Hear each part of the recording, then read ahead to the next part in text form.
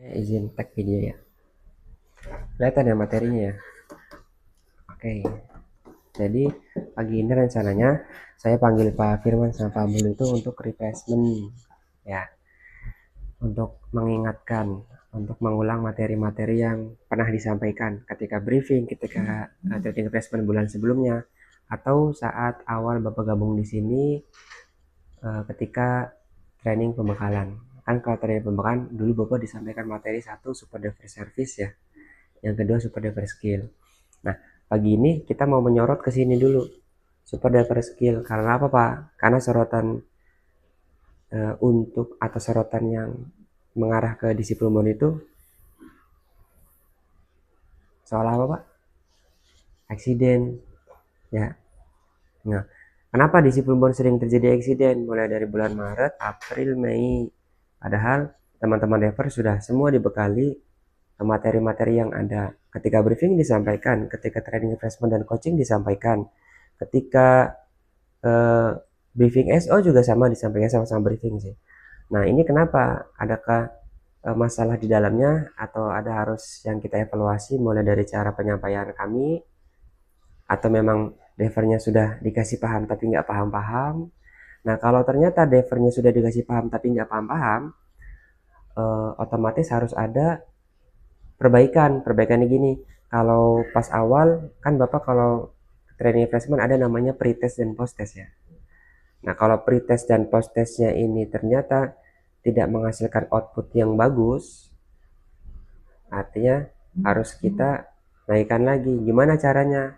Ya, tolak ukurnya bukan hanya pre-test dan post-test. Tolak ukur Bapak sudah paham atau tidak, tapi dilihat dari nanti Bapak diberikan kesempatan untuk bisa menyampaikan ulang apa yang kita sampaikan sekarang. Semua punya hak untuk berbicara, bener ya Pak? Jadi jangan sampai Bapak datang ke sini berdua ketemu saya ketemu Bapak, kita ngobrol, ya ngobrol saya dong yang nggak bisa. Takutnya apa yang saya sampaikan, ya udahlah, hanya menggunakan kewajiban, yang penting saya datang, duduk, dengerin. Angkat dulu aja teleponnya. Gitu ya, itu awalannya. Angkat dulu aja nggak apa-apa sebetulnya. Pasti nelfon lagi dia. Oh Syarif, angkat aja nggak apa-apa.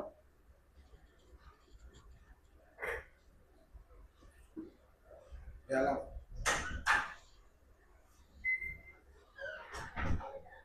Iya, 82.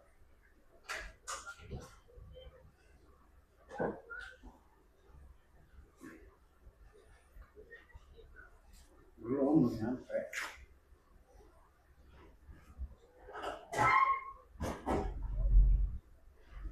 Oh, udah sporting.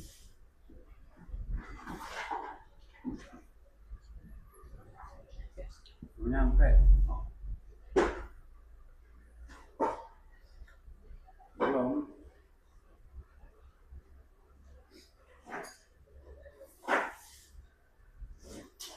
Ada nomornya. Saya coaching.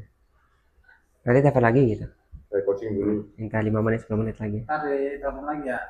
Bentar lagi ngobrol sama. Halo. Saya coaching dulu. Kita telepon lagi sana. Udah ya. Oke, lanjut ya. Itu ya Pak, pengantarnya ya. Kita mau disiplin itu zero accident. Caranya zero accident itu dengan cara driver semua bisa memahami cara berkendara dengan aman. Nah, dan juga bisa menerapkan apa yang sudah Bapak dapat pengetahuan atau ilmunya. Karena kalau kita tanya Bapak bisa bawa mobil ya bisa, pasti. Tapi kalau ditanya Bapak paham ini enggak, gimana caranya berkendara dengan aman, tidak semua bisa menjelaskan. Kalau orang tidak bisa menjelaskan, berarti ada kemungkinan memang tidak dijalankan, gitu ya Pak. Benar, sepakat nggak? Sekarang saya mau tanya gini, Bapak di rumah ngapain aja? Pasti Bapak bisa jelasin. Yang orang Bapak kerjain, ya di rumah saya makan, habis itu saya tidur, saya ngobrol sama anak, di jam segini saya masak. Karena apa Pak? Karena Bapak ngejalanin, ya kan? Tapi kalau saya tanya, Pak Firman di rumah ngapain aja? Aduh, gimana ya? Ngapain aja? Nah, berarti emang nggak ngejalanin, ada bawang-bawangnya, kan gitu Pak. Itu salah satu inilah apa namanya indikasi atau cara kita biar tahu. ini sebetulnya jalannya atau enggak. Oke, lanjut ya. Super driver skill. Di dalam materi super driver skill yang paling utama disampaikannya soal apa Pak? Daily inspection code diesel atau pengecekan mobil harian. Ya. Jadi kalau Bapak sudah bisa bawa mobil, itu sudah pasti ada 3 hal yang jadi faktor ini punya potensi eksiden yang tinggi atau tidak. Satu, Bapak bawa mobil, mobilnya prima atau sehat tidak nih. Yang kedua, drivernya dalam keadaan sehat atau tidak. Yang ketiga, rute yang dilalui Bapak ketahui atau tidak. Jadi kalau ketiga hal ini sudah dilengkapi, maka potensi kecelakaannya pasti berkurang Pak, minimal. Karena apa? Satu, mobil yang dibawa sehat. Nggak mungkin Pak sampai ada kejadian rem blong. Atau Bapak banting kanan kiri karena setirnya jagel atau apapun itu bahasanya. Atau karena ban pecah dan lain-lain. Nggak mungkin. Karena unit sudah dicek keprimaannya atau kesehatannya. Yang kedua, dari sisi orangnya. Kalau orangnya ini sehat, aman ya Pak. Tapi kalau orangnya sakit, kurang tidur, kurang istirahat, aman nggak? Nggak aman. Potensi microslipnya pasti tinggi, ya kan? Oke lah, kita nggak bicara tentang microslip, kita bicaranya tentang kewaspadaan. Orang yang lelah, jarang istirahat, jarang tidur, punya banyak masalah, itu Pak pasti kewaspadaannya berkurang Pak. Ya, makanya jangan heran juga kalau Bapak ngelihat ada orang-orang, kok kenapa eksidennya? Padahal kemarin tidurnya cukup kok.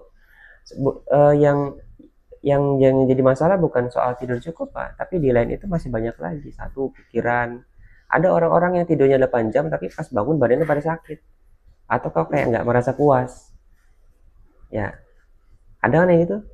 Nah, nanti pas dia besok kerja, tingkat kewaspadaannya dia berkurang, yang harusnya tinggi malah jadi rendah. Oke ya. Terus yang ketiga, dari rute medan yang dia tempuh. Kalau Bapak kirim ke suatu area atau rute, Bapak sudah memahami, pasti aman Pak. Minimalnya Bapak bisa mengantisipasi sejak awal. Betul. Oke ya. Jadi satu, dicek hariannya. Pengecekan harian kita pakai yang namanya metode balok. Satu, bodi dan ban. A-nya air, listrik, oli, K-nya kelengkapan dan kertas. Oke, betul. Kelengkapan faktur boleh, SIM, KTP, pajak, SNK semua dibawa. Nah, yang mau saya fokuskan di sini hariannya dulu Pak. Namanya juga daily ya, harian. Satu, cek kondisi bodi dan ban. Yang pertama, cek apakah ada kerusakan di bodi mobil. Ini luka baru atau luka lama. Makanya kan kalau di kami itu ada namanya foto checklist. Foto checklist itu Bapak lakukan dengan maksimal. Jangan hanya sekedar foto celek. Ada angle-angle yang kepotong atau ada sudut-sudut yang ketutupan timestamp-nya Bapak. Kan ada tuh teman-teman kita yang stamp-nya gede-gede banget Pak. Ada logo ini rame. Ya nggak dapat esensinya orang yang kita butuhin foto gambar gambar mobilnya kok. Jadi utuh, termasuk ban serep itu kan yang rawan hilang ya Pak. Rawan hilang itu hilangnya karena apa? Banyak. Satu, karena driver bisa. Yang kedua, karena diambil orang, bisa. Ya driver juga sama orang. Yang ketiga, lepas, jatuh, kita nggak ngerasa Pak. Tapi pasti ya ada info-info dari pengendara mobil atau kendaraan di belakang. Tapi itu juga bisa jadi. Oke ya. Terus kalau ada kerusakan di badan mobil yang baru-baru Bapak infokan, biar nanti pengurus itu bisa ngecek by foto checklist. Di search sama kita itu. Mana ya ini luka baru atau luka lama ya? Kayak itu yang pertama. Yang kedua, minimal bisa cek tekanan ban, cek kondisi ban dan juga kondisi wiper. Itu yang pertama. Yang kedua, cek radiator. Kalau pagi-pagi sebelum berangkat, biasakan buka kabin Pak. Ya, cek radiator, cek oli juga, ya kan?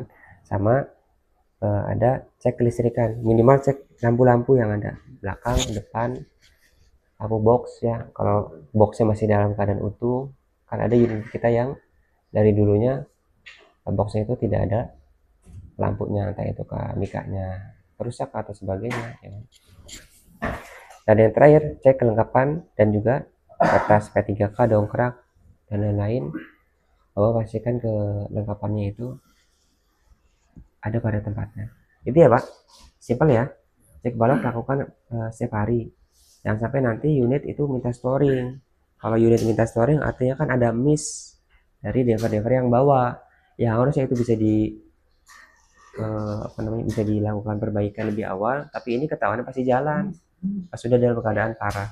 Oke, lanjut yang kedua, defensive driving, Pak. Nah, di materi defensive driving ini yang jadi kunci utama kita. Di biolog itu tidak ada materi-materi lain, Pak, untuk jaga keselamatan kecuali defensive driving. Saya pernah nyampein materi lain nggak? Jarang. Yang saya fokuskan ke sini karena ini sudah mencakup segalanya. Ada namanya safety driving, ada juga defensive driving. Oke ya, kita bagi nih, Pak. Safety driving itu berkendara dengan aman ya, namanya juga safety. Defensive driving itu bagian dari safety driving. Cuman tingkatnya lebih tinggi lagi, Pak. Namanya juga defensive. Defensive itu artinya apa? Bertahan. Kalau saya main bola, backnya bagus, berarti kan defense-nya juga kuat, Pak. Kebobolan nggak? Kecil kemungkinannya. Sama, saya bawa kendaraan, mobil, motor, apapun itu, kalau di jalan, saya itu pasti akan selalu bertemu dengan yang namanya potensi kecelakaan. Ya, potensi kecelakaan plus kelalaian, hasilnya apa, Pak? Accident. Ingat ya, potensi kecelakaan kalau bertemu dengan kelalaian, dampaknya accident. Tapi kalau potensi kecelakaan bertemu dengan driver-driver yang tertib, tidak gerasa gerusu, kecelakaan nggak, Pak? Nggak mungkin. Ya, Mengurangi. betul. Karena potensi kecelakaan itu tidak akan pernah hilang dari driver atau siapapun yang berkendara di jalan. Orang jalan kaki aja punya potensi kecelakaan kok. Bisa kesanggruk nggak? Bisa. Apalagi kita bawa mobil besar. Mobil kecil apalagi itu. Ya, makanya defensive driving itu artinya ini, Pak. Perilaku. Defensive driving itu artinya perilaku Bapak ketika mengemudi ya bisa berkendara atau mengemudi dengan aman. Oke? Kita menerapkan yang namanya metode safety itu, safety driving. Ya. Sehingga apa? Bapak itu mampu bisa identifikasi itu mudahnya Bapak bisa analisa ya. Ini kira-kira berisiko atau enggak. Terus kalau memang berisiko, langkah apa yang Bapak ambil? Nah, langkah ini juga apakah baik atau tidak kan gitu. Semuanya kan kendalinya ada di Bapak. Mobil itu benda mati, Pak. Satu-satunya yang hidup cuman Bapak. Jadi yang memutuskan mobil itu akan rusak atau tidak siapa? Yang hidup. Oke? Makanya tujuan dari defensive driving, satu, tidak menjadi penyebab, yang kedua tidak menjadi pemicu, yang ketiga tidak terlibat dalam kecelakaan. Ingat ya, defensive driving itu perilaku Bapak ketika mengemudi menerapkan yang namanya metode safety, aman berkendara. Dengan apa, Pak? Satu, bisa menganalisa, identifikasi, meningkatkan kewaspadaan, hati-hati, intinya gitu. Tujuannya apa? Tidak jadi penyebab, tidak jadi pemicu, dan juga tidak terlibat dalam kecelakaan. Bapak tidak nabrak, Bapak tidak ditabrak, dan juga Bapak tidak melakukan apapun yang bisa menyebabkan tabrakan. Contoh potensinya ada 5, Pak. 1, ada tikungan, ini rute yang Majalengka ya, Cipasung kalau di Cirebon ya, Pak. Apalagi ada nggak? Paling terdekat itu ya. Yang kedua, ada pengendara motor yang tidak tertib nih, menggunakan lampu sen, ada pengendara motor ugal-ugalan, ada jalan-jalan tikus, ada juga pengendara atau unit truk yang odol, Pak, overload, overdimensi. Nah, coba Bapak perhatikan dari kelima foto ini adalah faktor luar. Coba, ini faktor luar, ya, faktor luar, ya, faktor luar, ya, faktor luar, ya. Semua ini orang lain, Pak. Bukan dari diri Bapak sendiri, bukan. Makanya defensive driving itu ya untuk antisipasi ini. Kalau main bola yang nyerang ini, Pak. Bisa dipahami ya? Oke. Jadi tadi kan saya bilang, Bapak kalau bawa mobil, potensi kecelakaan itu akan selalu ada, selalu mengikuti Bapak. Karena apa? Karena Bapak akan bertemu ini. Ya, bertemu dengan ini. Mending yang nomor 1, Pak. Yang nomor 1 sih masih bisa. Ya. Soalnya mati dia ya, nggak gerak-gerak ya. Kan? Oke, itu ya Pak, potensi kecelakaan pasti selalu ada, karena Bapak akan selalu ketemu ini. Maka, langkah yang bisa Bapak terapkan ini, 5 langkah dasar basic driving. 1, pahami dinamika kendaraan. Yang kedua, jaga jarak aman. Ya, yang ketiga, 4, waspada kondisi. Yang kelima, hindari dengan distraksi dan pahami marka jalan. Sembari saya jelasin ini, Bapak ingat-ingat minimal poin-poinnya dulu nih, ingat nih. Ya. 1, pahami dinamika kendaraan, artinya Bapak tahu karakter mobil yang dibawa seperti apa. Di sini di Plumbon sudah ada CDD lock, sudah Euro 4. Ada yang unit lama. Unit lamanya ada yang CDD, ada yang engkel CDD, jenisnya sama, tapi kalau settingan orangnya berbeda, ya rasa-rasanya juga akan berbeda. Bawaan dari remnya, koplingnya, setirnya, dan sebagainya ya Pak. Betul sekali. Nanti ada penjelasan lebih lanjutnya. Terus yang kedua, jaga jarak aman, waspada kondisi sekitar, blind spot, dan hindari distraksi atau gangguan. Juga pahami marka jalan. Coba kita ubah satu-satu. Pahami dinamika kendaraan. Karakter mobil Bapak kenali dulu, biar Bapak bisa beradaptasi dengan mobil yang Bapak bawa. Nanti ini Pak, sesuaikan cara mengemudi Anda. Di sininya, tertera. Bapak wajib memahami panjang mobil, lebar, volume, tinggi. Gunanya apa? Biar ketika Bapak ketemu dengan toko yang sering kita ini ya datangi ya, rutinitas, jangan sampai nanti ada case-case boxnya nenggot apa Pak? Nah, Spanduk. minimal spanduk, mending nggak kalau spanduk paralon, spanduk besi ya. Ya, dari portal. Sama portal. Terus kiri kanan jalan, area parkir itu kan juga pasti berbeda. Contohnya ini deh, Bapak kalau kirim toko Alfamart yang di dekat pertigaan Kali Tanjung ya, itu untungnya toko 24 jam ya Pak? Atau dikirimnya malam biasanya kan? Normal, Pak. Tapi dikirimnya malam nggak? Tergantung dapat settingan. Dapat settingan ya. Nah sekarang coba Bapak bayangin, kalau Bapak kiriman pas di jam-jam padat kepulangan, itu di jam 4 atau jam 5 pas pulang, itu pasti rudet kan? Dari kota pulang ke kabupaten ya. Ada yang ke kiri, ke Sumber, ada juga yang lurus. Ya, di kanan kiri banyak yang dagang, ya. Ada yang parkir pula di area toko. Jam 8. Pagi, Jam 8. malam, rame kan? Nah, Ini nggak jam 8 malam kan? udah lowong. Iya, kalau lowong. Jadi settingan terakhir. Oke, ini salah satu contohnya aja ya, Pak. Terus banyak case juga yang sudah kita ambil hikmahnya lah. Contohnya ada driver yang nenggor pelang milik stasiun KAI, apa namanya, Kejaksaan. Nominalnya berapa? Ganti ruginya 16 juta. 16. Gitu ya.